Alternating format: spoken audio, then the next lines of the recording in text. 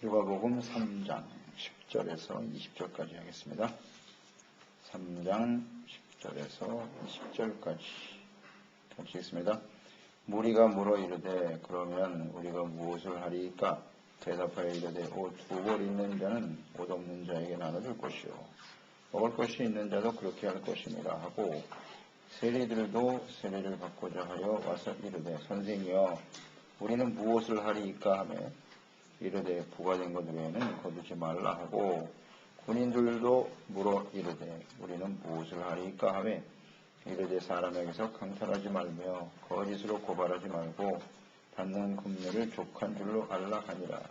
백성들이 바라고 기다림으로 모든 사람들이 요한을 혹 그리스도신가 심중에 생각하니 요한이 모든 사람에게 대답하여 이르되 나는 물론 너에게 세례를 베풀거니와 나보다 능력이 많으시니가 오시나니 나는 그의 신발끈을 풀기도 감당하지 못하겠노라. 그는 성령과 불로 너에게 세례를 베푸실 것이요 손에 키를 들고 자기의 타작마당을 정하게 하사 알곡을 모아 곳간에 들이고 죽종에는 꺼지지 않는 불에 태우시리라. 또 그 밖에 여러 가지로 권하여 백성에게 좋은 소식을 전하였으나 분봉왕 헤롯은 그의 동생의 아내 헤로디아인과 또 자기가 행한 모든 악한 일로 말미암아 요한에게 책망을 받고 그 위에 한 가지 악을 더하여 요한을 옥에 가두니라. 참된 회개의 열매, 회개하고 그에 합당한 열매를 맺어라. 그렇지 않으면 하나님의 심판을 피할 수 없을 것이다. 세례 요한이 에게 주어지는 사명이죠. 사역이고요. 요한의 사명은 모든 사람들이 자신의 죄를 깨닫고 회개하게 하는 것이고요. 그리고 예수 그리스도를 증거하는 일 두 가지입니다. 그래서 이 회개의 세례를 위해서 전파하기 시작했어요. 회개하라. 회개하라. 그리고 합당한 열매를 맺는 것이 필요하다. 그것이 곧 그리스도를 맞을 준비를 하는 것이다. 그렇습니다. 회개하고 합당한 열매를 맺어야 한다. 자, 이 말씀을 들으면서 이제 사람들이 관심을 갖기 시작했죠. 회개하라. 그래야 그리스도를 맞이할 수 있다. 사람들이 와서 묻습니다. 그러면 회개에 합당한 열매는 무엇입니까? 회개에 합당한 열매는 무엇인가요? 회개한 이후에 어떤 열매를 가지고 어떤 변화의 삶이 있어야 하느냐? 이제 이것을 물었어요. 그러니까 오늘 분명히 대답을 해줬네요. 먼저 10절에서 14절 내용을 보시면 옷과 음식을 나누라는 겁니다. 나눔과 구제가 회개에 합당한 열매랍니다. 나눔과 구제, 옷과 음식을 나누라. 이웃들과 당시에 부자들은 추위를 이기기 위해서 옷을 항상 두 벌 정도의 옷을 항상 가지고 다녔다 그래요. 없는 사람은 그것조차도 없고, 그 옷을 항상 가지고 있는 사람들은 입지 못한 사람도 있으니까 그거 괜히 예비로 갖고 다니지 말고 그걸 나눠라. 나눠라. 그런 뜻이에요. 나눔. 그러니까 부자들은 없는 사람과 좀 나누며 살아라. 그게 바로 회개에 합당한 열매다. 그렇게 분명히 말씀하고 있죠. 가난한 자들과 나눔을 실천하는 것이 회개에 합당한 열매입니다. 즉 이 말씀의 핵심은 뭐냐면 재물의 주인이 누구냐? 하나님이시라는 거죠. 이게 회개에 합당한 열매입니다. 아니, 내가 벌어서 내 마음대로 쓰는데 누가 뭐라고 합니까? 이건 회개하기 이전의 모습이고, 내가 주인이니까 내가 수고해서 내가 벌었고 내가 누리며 살아가는데 뭘 이래라 저래라 하시오. 내 마음대로 사는 거지. 이것은 이전입니다. 그러니까 회개하고 나면 구원받으면 이 재물의 주인이 하나님이시구나. 내가 주인이 아니구나 하는 걸 깨닫게 되는 거죠. 그래서 주님께서 원하시는 일에 함께 나누는 거예요. 우리가 성경을 통해서 깨닫지만 하나님의 마음은 언제나 가난한 자에게 있어요. 그게 하나님의 마음이에요. 그리고 함께 나누는 거예요. 이 나눔을 잘 실천하는 것이 하나님의 뜻이고 또 변화된 사람들의 모습이죠. 우리가 살다 보면 어쩔 수 없어요. 많이 가진 사람이 있고 어려운 사람이 있다. 그 어려운 사람은 더 많이 갖기 위해서 몸을 붙이고 달려가는 것이고, 있는 사람은 또 그것을 더 많이 키우기 위해서 달려가는 것이고. 근데 참 안타깝죠. 그러니까 많이 얻으려고 하는, 여기에만 집중되어 있단 말이에요. 가난한 사람이나 부자나 그냥 더 많이 가지고 싶어. 이렇게 나누려고 하는 마음을 가져야 돼요. 그러니까 나는 많이 없기 때문에, 나는 가진 게 없어서 나눌 게 없어. 가난한 사람은 가난한 사람대로 나누지 못하고, 있는 사람은 있는 사람대로 나누지 못하고. 그것이 회개 이전의 모습이에요. 근데 구원받고 나면 조그만 것이라도 내가 할 수 있는 범위 내에서 어떻게 하면 함께 나누면 할까, 이런 생각으로 바뀐다고요. 왜냐하면 그 주인이 하나님이시기 때문에, 내가 주인이 아니니까. 이게 진짜 회개에 합당한 열매입니다. 잘 적용을 시켜봐야 될 것 같아요, 우리가. 나는 어떠한가. 많이 가진 자에게만 해당이 되는 게 아니라고요, 사실. 나보다 더 어려운 사람. 이런 것들을 우리가 생각해야겠죠. 하나님의 주인이다. 마태복음 6장 24절에 한 사람이 두 주인을 섬기지 못할 것이니 혹 이를 미워하고 저를 사랑하거나 혹 이를 중히 여기고 저를 경히 여김이라. 너희가 하나님과 재물을 겸하여 섬기지 못하느니라. 아멘입니다. 두 주인이 없어요. 옛날엔 내가 주인이었어요. 재물이 주인이었다고. 그런데 회개하고 나면 하나님이 주인이죠. 근데 오늘 이 6장 24절에 보면 중요한 말씀은 이거예요. 두 주인인데 하나님의 재물이냐 혹은 하나님이냐 나냐 이건데요. 사랑하거나 혹은 미워하거나 이 차이네요. 사랑과 미움의 차이예요. 하나님을 사랑하면 재물을 미워하게 되고 재물을 사랑하면 하나님을 미워하게 된다네요. 이 굉장히 중요한 관계입니다. 또 하나는 중히 여기고 경히 여기고 이건 가치의 문제죠. 그러니까 내가 하나님을 나의 삶의 가치 중심으로 두고 사느냐 그러면 재물을 뛰어넘을 수 있어요. 근데 재물과 자신에게 가치를 두고 사는 사람은 하나님을 경히 여길 수밖에 없는 거죠. 이건 가치의 문제고 사랑의 문제라는 겁니다. 어디에 사랑을 두고 있고 어디에 가치를 두고 있느냐. 이게 문제예요. 그러니까 우리가 하나님 앞에서 우리 자신을 살펴보면 알고요. 모든 사람들이 이렇게 보면 알죠.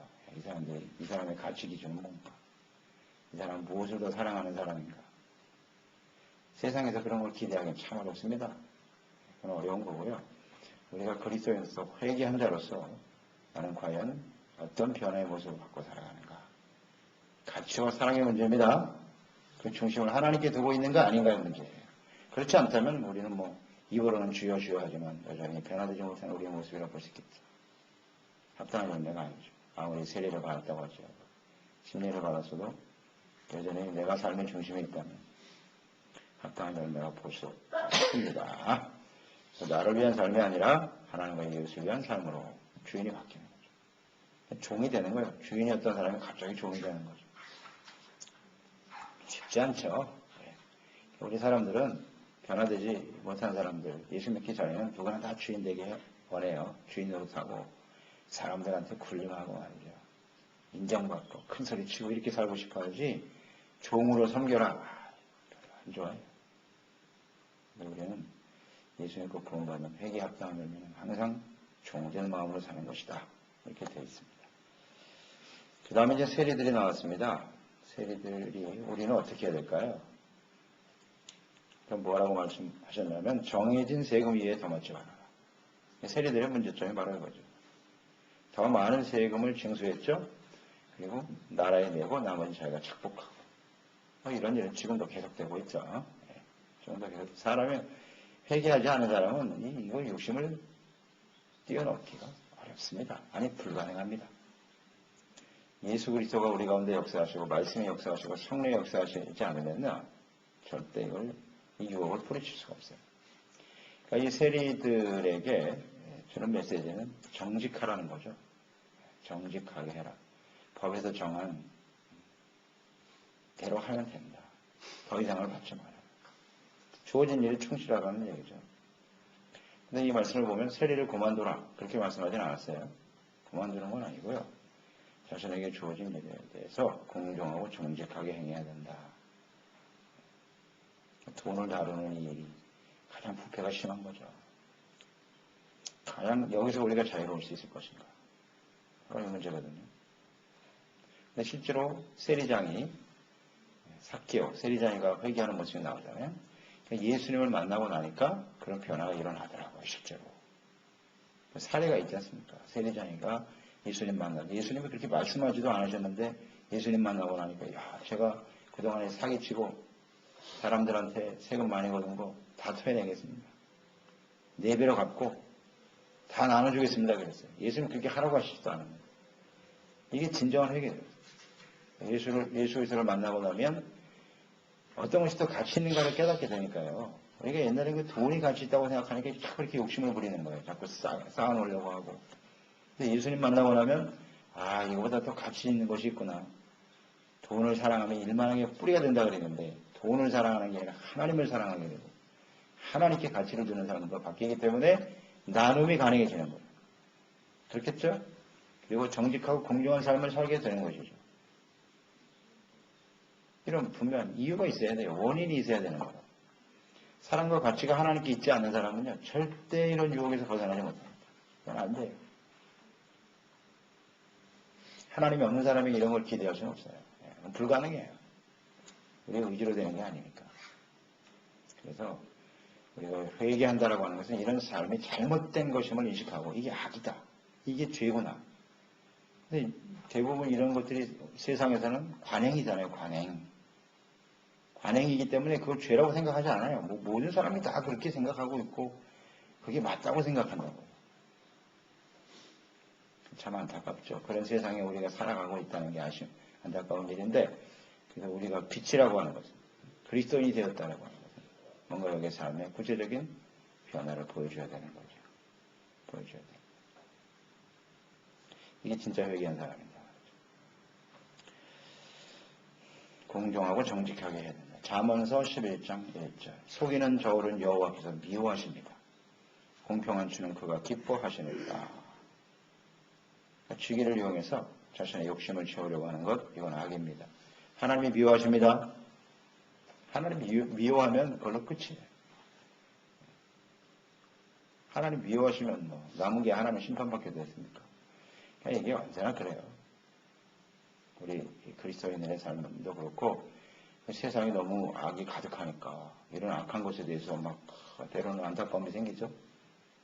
저렇게 악한 사람들이 권력을 잡고 이런 모습 보면 마음이 안타깝지만 안타까울 거 없어요. 하나님은 살아계시고 다 보고 계세요. 하나님 미워하시면 그걸로 끝. 우리가 이렇게 저렇게 생각할 것도 없어요. 하나님 다 알아서 하시지. 하나님이 미워하시면 안 되는 겁니다. 이런 것들이 바로 이 악한 모습들, 부정부패, 절대 하나님이 용납하시지 않습니다.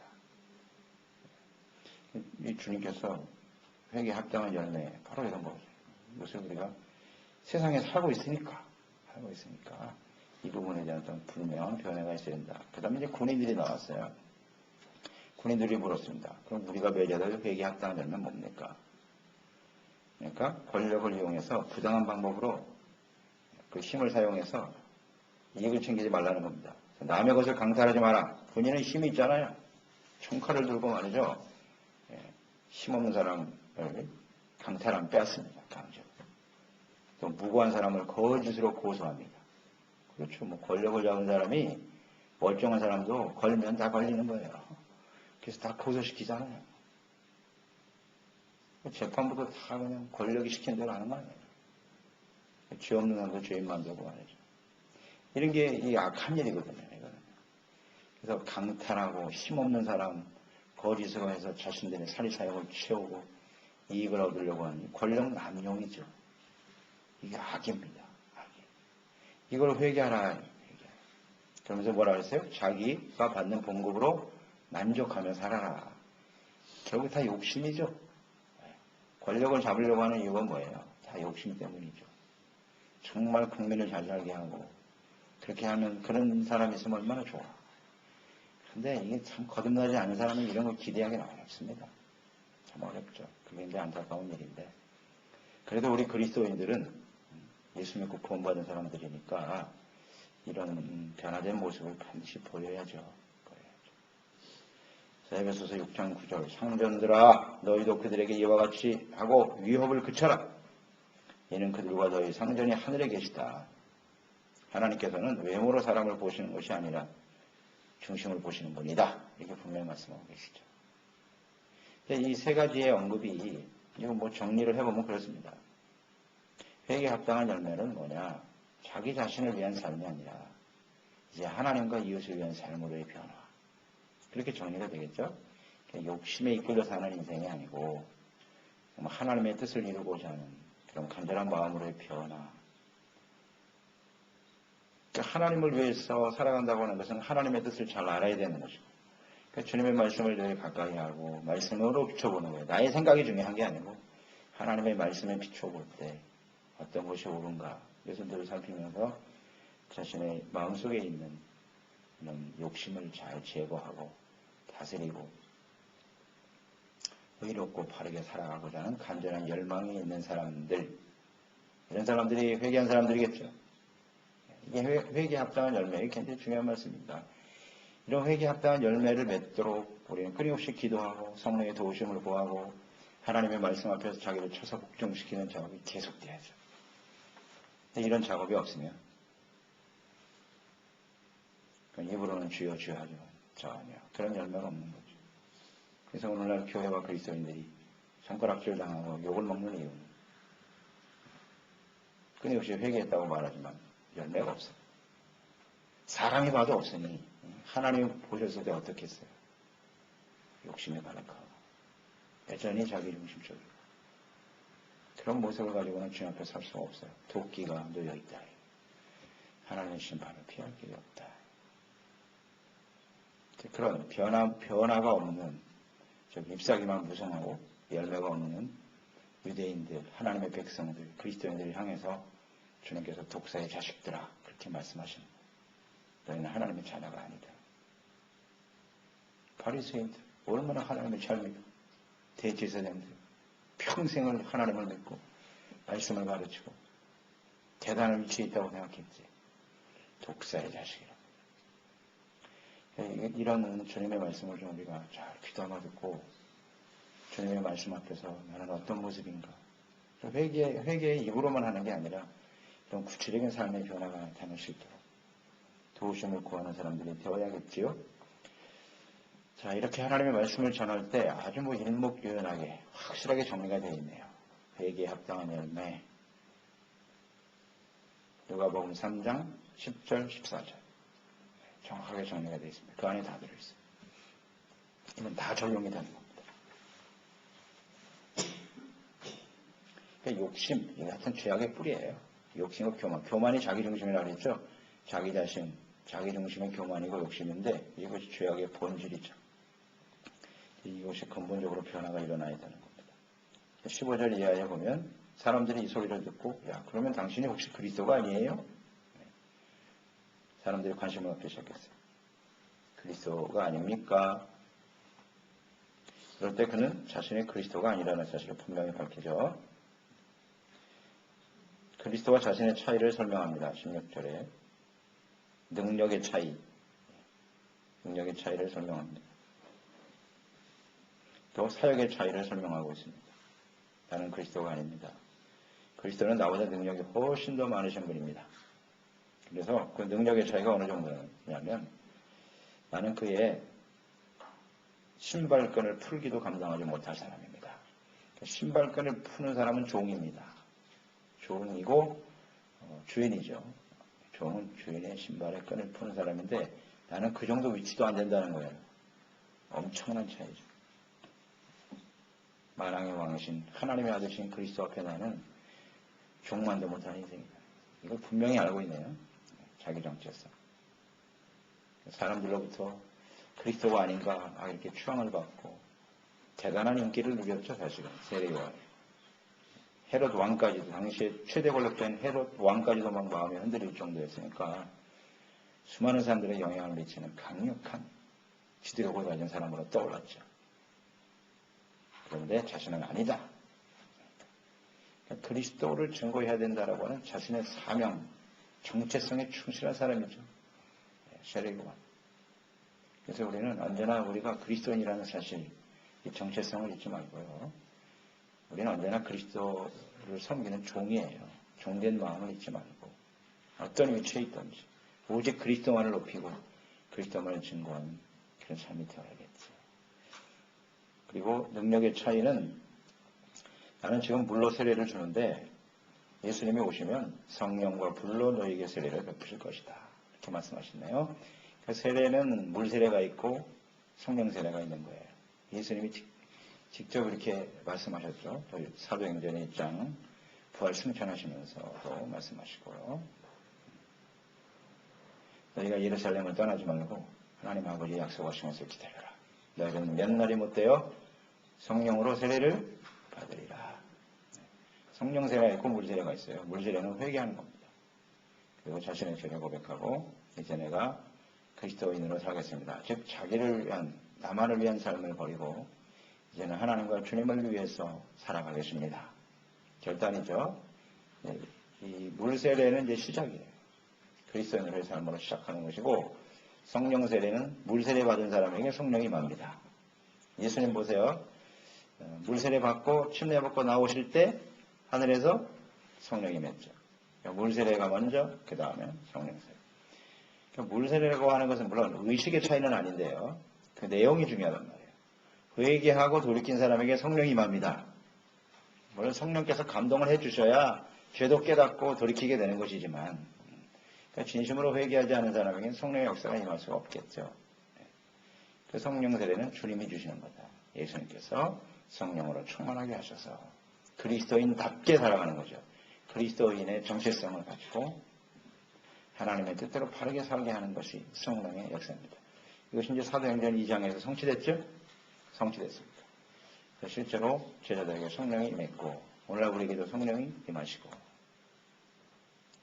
성령 세례는 이제 사역을 위한 하나님의 뜻을 이루게 하시려고 하는 주님의 뜻이 강하죠. 그러니까 열매를 맺게 하는 거예요. 성령. 우리가 회개에 합당한 열매를 맺을 수 있도록 끊임없이 인도해 주시는 분 성령이십니다.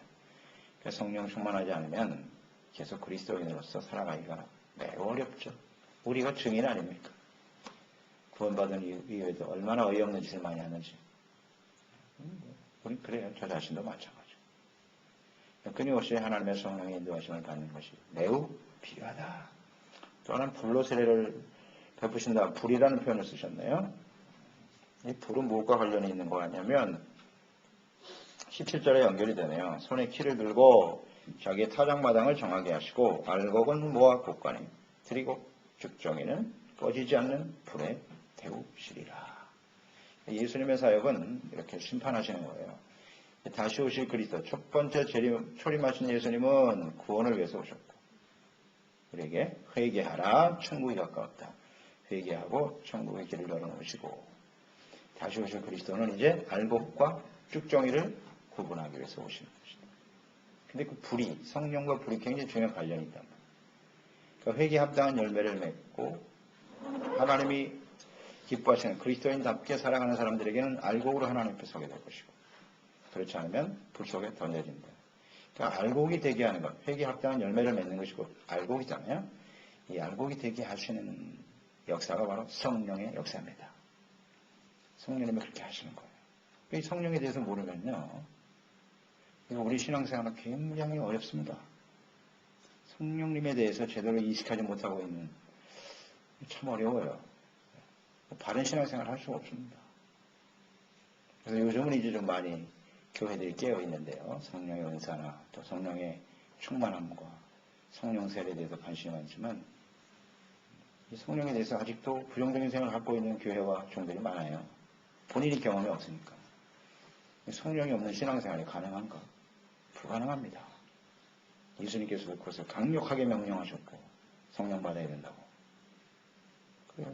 성령의 역사하셔야 알곡이 되고 그렇지 않으면 불 속에 던져지는 거예요. 그만큼 성령의 역할이 중요한 것입니다. 중요한 것입니다. 그래서 우리는 쭉정이냐 알곡이냐 항상 자기를 잘 살펴야 되는 거예요. 내가 쭉정인지 알곡인지 자기 자신을 잘 알아야 돼요. 모르면 안 돼요. 입으로만 주여 주여 하고 회개했다고 하지만 열매가 없으면 그 사람은 쭉정이에요. 절대 알곡이 아니라고요. 이걸 잘 분별하지 못하면 안 되는 거죠. 그래놓고 나는 뭐 교회 다녔고, 얼마 잤고, 어떻게 일을 했고, 그러니까 나는 알곡일 거야. No. 아니라는 거죠. 나중에 깜짝 놀라는 거예요. 아이고, 주여, 내가 주님의 이름으로 귀신도 쫓아내고, 선지자노릇도 하고 말이든, 제가 목사입니다. 됐네, 이 사람아. 몰라요. 주님께서 모르신다 그랬죠. 이게 굉장히 중요한 내용을 봐야 된다면, 내용을. 형식만 보지 말고, 이 알곡과 쫑쫑이가요, 겉으로 봐서는 모른다니까요. 밭에 이렇게 가라지가 뿌려졌잖아요. 겉으로 봐서는 몰라요. 나중에 뭘 보면 하냐? 열매를 봐야 하는 거예요. 주님이 가만 놔두라고 그랬잖아요. 나도 내가 와서 확실하게 평가해 줄게. 그러니까 이게 잘 모른다는 거예요. 모르는데 제일 모르는 사람이 누구냐? 자기 자신이에요. 내가 제일 몰라. 남들은 다 아는데 자기는 몰라. 이게 참 비극이죠, 이게요. 그래서 하나님 앞에서 내가 알곡인가 주처인가 뭐라고 말해요? 열매를 보면 하는 거죠. 내가 어떻게 변화된 삶을 살고 있는가. 오늘 핵심입니다. 자기 중심이냐? 하나님 중심이냐? 욕심이냐? 아니면 하나님과 이웃을 왜 나누는 삶을 실천하고 살아가려고 하는가. 이런 변화가 나타나는 것이 알곡이라는 걸 생각하고 이걸 또 가능하게 하시는 분이 성령이시다. 그러니까 늘 성령과 말씀으로 깨어있는 저희들이 되어야 하겠습니다. 기도하겠습니다. 하나님, 오늘 우리가 다 자기 중심으로 살았어요. 자기 욕심을 위해서 살았고 자기 만족을 위해서 살던 사람들이죠. 그런데 우리에게 예수님 찾아오셔서 복음의 말씀을 듣게 하셨어요. 내가 죄인이라고 외치셨습니다. 죄인이라는 이 말씀 앞에서 우리는 정말 한없이 하나님 앞에 부끄러운 모습으로 자기 욕심을 따라 살았던 사람이 얼마나 부끄러우고 악한 일인가를 깨닫게 되었죠. 하나님이여, 제가 잘못했습니다. 회개하고 돌이킬 수 있도록 은혜를 주신 것을 감사드리옵나이다. 회개하는 것은 그 다음엔 합당한 열매로 나타나는 것입니다. 자기 중심이 아니라 하나님의 중심으로 바뀌고 내게 주어진 모든 것이 나의 것이 아니라 주님의 것이기 때문에 함께 나눌 수 있게 되는 것이고요. 정직하고 공정하게 살아가려고 애쓰는 것이고요. 또 권력을 남용하여 힘들고 어렵고 가난한 사람들을 강탈하는 이런 악한 강도 같은 짓을 버려야죠. 그래서 하나님 앞에 주님의 그 은혜를 생각하며 감사하며 늘 성령의 인도하심과 성령의 충만함을 힘입어 알곡으로 성장해가는 우리 모두가 될 수 있도록 도와주시옵소서. 예수님의 이름으로 기도드립니다.